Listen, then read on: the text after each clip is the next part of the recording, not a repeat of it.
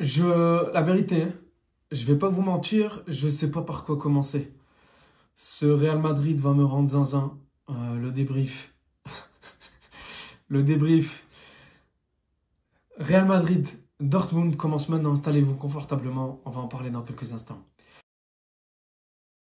Hola chicos, buenas noches, bienvenidos a todos. J'espère que vous allez bien. Les gars, chicos, je sais pas par quoi commencer en fait. Ce Real je vais attraper bientôt une crise cardiaque. Vous m'aurez vu à la mi-temps, j'étais comme ça. J'étais comme ça, sous nerfs. J'étais incontrôlable, mais vraiment incontrôlable. Et là, la deuxième mi-temps, Rudiger qui vient mettre sa tête de nulle part. Sur un centre de qui? Du numéro 9. Je vais pas dire son nom. Parce que la première mi-temps, j'avais envie de l'insulter. Donc je vais pas dire son nom du débrief. Le numéro 9 du Real Madrid a mis un centre, un beau centre. La tête de Rudiger qui délivre. Le Real Madrid et la remontada, elle était lancée. On perd 2-0 à la mi-temps. Vous auriez vu, c'est quoi cette première mi-temps catastrophique? C'était une première mi-temps digne de ce début de saison où le Real Madrid ne propose rien. Défensivement fébrile, défensivement perdu, milieu de terrain perdu. Jude Bellingham, il ne sait pas où se trouver. Le milieu de terrain, trop d'espace, trop de liberté. Le Dortmund, les Dortmund, je ne sais pas comment les appeler, les Dortmund-nadiens, les Dortmund-nandiens, les Dortmund je ne sais quoi. En tout cas, les joueurs de Dortmund, ils ont fait une première mi-temps. J'ai rien à dire. Propre. À partir de la 20e minute, 15e, allez, 15-17e, ils ont eu 3-4 minutes de possession de balle de Dortmund. Je me suis dit, ça, c'est pas normal.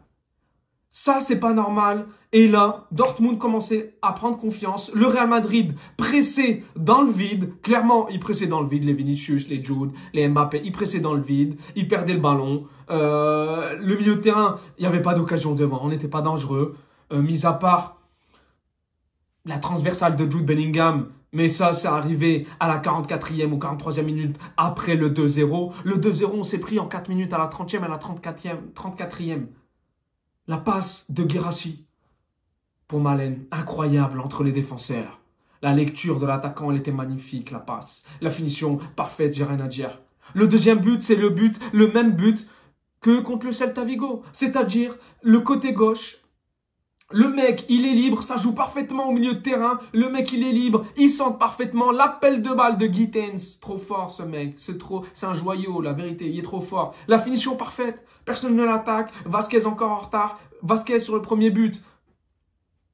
Il perd le ballon. Ça vient de lui. Donc, 2-0, les gars, au bout de 34 minutes de jeu. Et là, franchement, moi déjà, je me voyais déjà à dire Carlo le Clodo, je vais t'insulter. Carlo le Clodo, je vais le terminer. Carlo le Clodo, avec ton numéro 9, tu me gaves, tu me saoules. Et Carlo le Clodo, à la mi-temps, il leur a parlé. Et il s'est transformé en Carlo le Maestro. Enfin, Carlo le Maestro, tu me diras.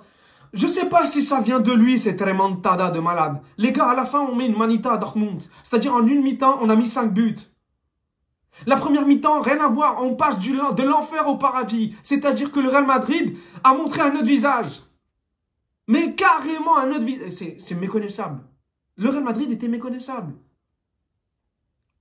Le Real Madrid, la première mi-temps, c'était une salade. Elle n'était pas assaisonnée, la salade. Elle était trop sec. Il n'y avait aucune saveur. Tu regardais le Real Madrid, tu te disais, mais punaise, c'est quoi cette équipe de merde?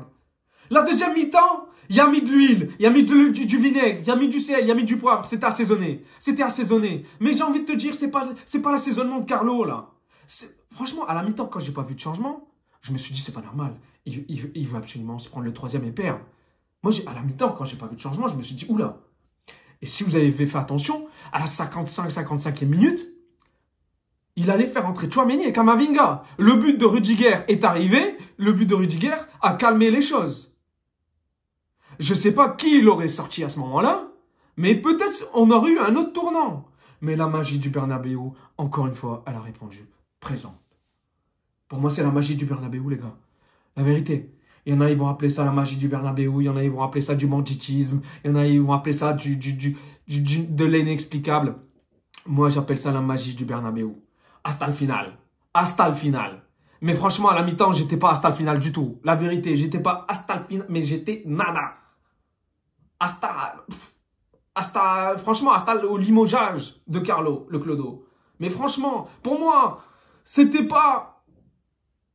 Certes, c'est un choix quand même de laisser la même équipe et de compter sur eux et de leur faire confiance. Bon, les gars, soit vous vous réveillez à la soit vous vous réveillez en deuxième, soit ça va barder en fait. À la mi-temps, Carlo, il a parlé, Vinicius, il l'a dit clairement, le Mister a parlé toute la mi-temps. Personne n'a ouvert sa bouche. Vinicius, je l'ai vu en conférence d'après-match.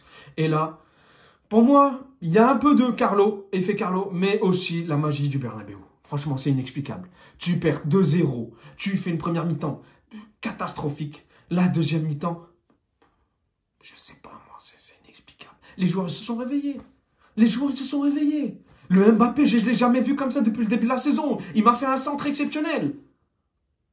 Le deuxième but, la passe, bon, ça frappe, je ne sais, cafouillage. Mais son appel, il est bon. Heureusement, elle est contrée, elle repart sur Vinicius. Vinicius, il marque dans le but vide.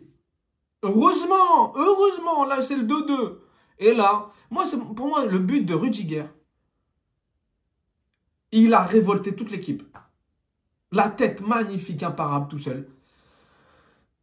Vinicius, deuxième but, tout seul dans le but, ça revient, rien à dire. Là, à partir du 2-2, je me suis dit, c'est bon, on va gagner.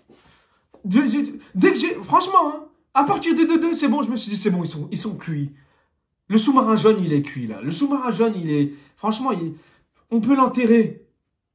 Au 2-2, on pouvait les enterrer, les sous-marins jaunes. Franchement, je ne sais pas comment vous expliquer ça. Et puis Vinicius, régalade en deuxième. Vinicius, Ballon d'Oro, lunes. Prochain lundi, normalement lundi prochain.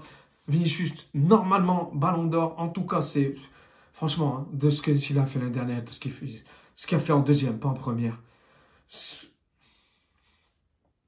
Il mérite. La vérité, il mérite. Vous avez vu le slalom à la fin, là? Le 5-1, là? Le cinquième but? Vous avez vu le slalom? Il pouvait la mettre à Arda Güler, mais il a préféré finir tout seul et il a mis la finition imparable. Franchement, Vini, il a fait une deuxième mi-temps digne d'un Ballon d'Or. Franchement, la vérité. Il était méconnaissable, mais comme tous les joueurs du Real Madrid. Tous les joueurs. Modric, quand Modric est sorti, il y a eu un moment de fébrilité au milieu de terrain. Mais bon, ça va. Bonne entrée de Camavinga. Waouh. Ascenseur émotionnel, cette équipe. Les gars, ça va être la même chose face au Barça. Hein. Moi, franchement, si on avait pris une déroute aujourd'hui, on aurait perdu ou fait match nul. Mais surtout perdu. Contre le Barça, on aurait pris une manita. Là, de ce que j'ai vu, le sursaut d'orgueil qu'on a eu, le réveil qu'on a eu en deuxième mi-temps, ça montre qu'il y a du caractère de cette équipe, dans cette équipe. Et que, quand ils veulent, ils peuvent. Voilà. Comme ma mère, elle dit, quand tu veux, tu peux. C'est là, mais la daronne a la raison. Le Real Madrid, c'est ça. Quand ils veulent, ils peuvent. S'ils veulent pas, ils font de la merde. Il n'y a rien, il n'y a aucune alchimie, il n'y a aucune tactique. On dirait il n'y a rien. Il n'y a aucune tactique, il n'y a aucune alchimie, il n'y a rien entre les joueurs. Contre le Celta, c'était pareil. Mais là, quand ils veulent, mode Ligue des Champions activé, transformation. Les mecs, c'est devenu des mutants. Bref, qu'est-ce que je voulais que je vous dise, sérieusement? Qu'est-ce que je voulais que je vous dise? Même Vasquez, il a marqué. Oh, chavales. Homme du match, Vini. Hein. Voilà, rien à dire de plus. J'attends, on va voir, je vais faire le débrief demain de Barça-Bayern. On va voir ce que le Barça vont proposer avant le Classico. En tout cas, je ne sais pas si je dois être rassuré avant le Classico ou pas. Vu la prestation de la première et la deuxième, aucune idée. Franchement, j'attends le match, j'attends ce qui se passe. Mais là, avec le Real, tu peux rien prévoir. Là, ce soir, le Real nous a montré qu'il ne faut rien prévoir avec eux. Rien. Rien du tout. Rien. Chicos, le Real s'impose 5-2. Incroyable. Qui l'aurait cru à la mi-temps? Mais même... C'est incroyable. Qui l'aurait cru à la mi-temps? La remontada, tu gagnes. Tu peux gagner 3-2, faire match nul. 5-2. Mais franchement, le sous-marin jaune, il a nagé dans le... Je sais pas moi, il a nagé où, sérieux? Franchement, le sous-marin jaune, c'était dur. Il a coulé le sous-marin, là. La vérité, en deuxième mi-temps, il a coulé le sous-marin jaune. La révolte. Grâce à la révolte des joueurs du Real Madrid. Bravo. Voilà, bravo pour ce réveil. Voilà, il me fait plaisir. Voilà, c'est un match contrasté. C'est-à-dire que je suis passé d'exploser un câble à être content. 5-2. Manita. Chicos, le Real s'impose 5-2. Le Real se relance dans cette Ligue des Champions. Parce que s'ils auraient fait match nul, on allait jouer les 16e de finale. Hein. On n'allait pas jouer les 8e direct. Hein. Donc voilà, réveil du Real Madrid avant d'aller à Liverpool, avant d'affronter le Milan AC également. Donc voilà, ça fait du bien. Ça fait du bien. Pour le mental, ça va faire du bien avant le Classico. On va dire, on part de bon augure. Chicos, j'espère que vous avez apprécié le débrief. Rodrigo, voilà, Rodrigo, il a fait un bon match. Il a fait un bon match. Même la première, je le voyais quand même mobile, bouger mieux que le numéro 9. Vinicius, bidon, première mi-temps. En fait, toute la première équipe, toute l'équipe première mi-temps, elle était bidon. La vérité, il faut dire la vérité, elle était vraiment bidon. Ils étaient éclatés au sol, ils étaient nuls. Voilà, on dirait que c'était Valence. On dirait que c'était le FC Valence, dernier du classement en Liga. Donc voilà. On peut respirer. Souffler un grand coup. Allez faire ce que vous devez faire avant de dormir.